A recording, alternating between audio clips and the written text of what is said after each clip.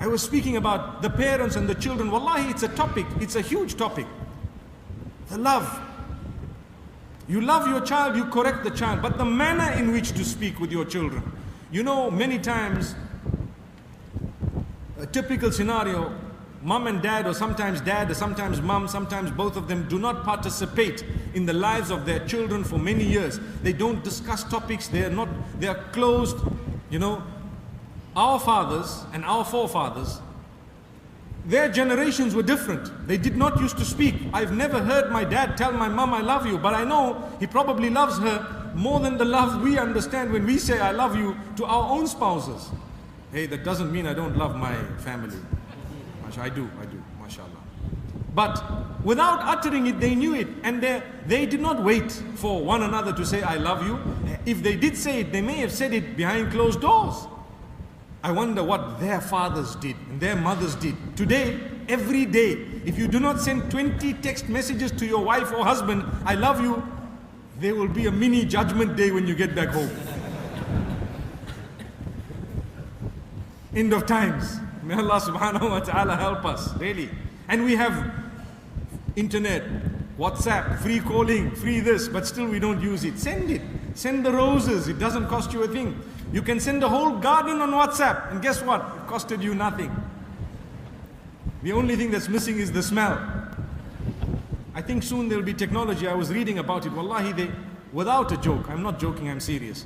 They are saying that very soon technology will get to the point where you will be able to send a smell through your mobile device. I see people saying, go and read about it. Sheikh Google will confirm. MashaAllah. My brothers and sisters, so it's very important for us to know that while technology has advanced and communication has been made so easy with people who are very far away from you, we sometimes forget those who are the nearest. Those who are the nearest. Like I said, our parents, we didn't hear them say that, but in our case, you have to. And you have to spend more time. And the sacrifice levels are less. You have to admit. You have to agree. A long time ago, they would sacrifice. I recall a case where people suffered marital turbulence and they separated for a long time. And many years later, they got together, house on fire, problem solved, everything gone, mashallah. But they sacrificed for about, I think, between 5 and 10 years. We were very young, but I recall this. And mashallah, the problem resolved. Today, 5 to 10 minutes we get irritated, honestly. We cannot handle. Sleeping in the couch, separately, I'm gone. You won't see me out of the gate, out of the door. We're out. May Allah forgive us, really. Love is tested at the time of sacrifice. When the person you claim to love is now going through the most difficult times of their lives, do you still stand by them? Do you still look at their tears and wipe them off and say, I love you? That is far more genuine. When they've been embarrassed, when they've been struggling with something, when they've lost their money, lost their job, do you still stand by them? And do you still say, I love you? Subhanallah. May Allah help us to sacrifice.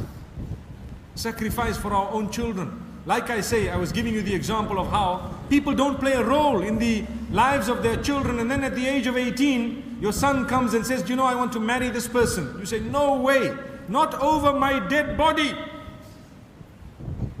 So at night you hear the son getting up for tahajjud, oh Allah, take my father away.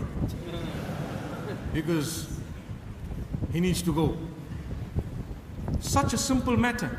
If you were really interested and played a role from the very beginning, you would have guided your child as to what to do and what not to do. And your child would have come to you not when it's too late. Your daughter comes to you and says, you know what? Astaghfirullah, may Allah forgive us. And may Allah subhanahu wa ta'ala not do that to us. But an example that needs to be given is an unwanted pregnancy. Will your child come up to you to confess or to say, I need your help, Dad? I need your help, Mom? If that's the case, there is love between you. You need to get up and help them. If you don't, they will get help from somewhere else. You may lose them even as a Muslim. They made a mistake, very bad. Is it happening? It's happening. In our communities? Yes, in our communities. How are they dealing with it? Well, go and find out.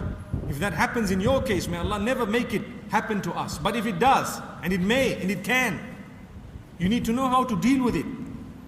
True love would make you stand up, rise to the occasion, embrace your child. Say, child, I'm very, very let down by what you've done, but let's see how we can deal with this. Let's see how best we can deal with this. Go for help, seek some counseling, take your child here and there, ask for religious rulings, see what's the case, what has happened. And you don't need to scream and yell, because that doesn't help. We need to be disciplined people. A few years ago, the advice would have been different. But today, the world has changed. Like I said, the ruling remains the same. It's still wrong. It will not be right. But how to deal with the wrong? In a way that it is not repeated. In a way that we do not lose the person as a Muslim.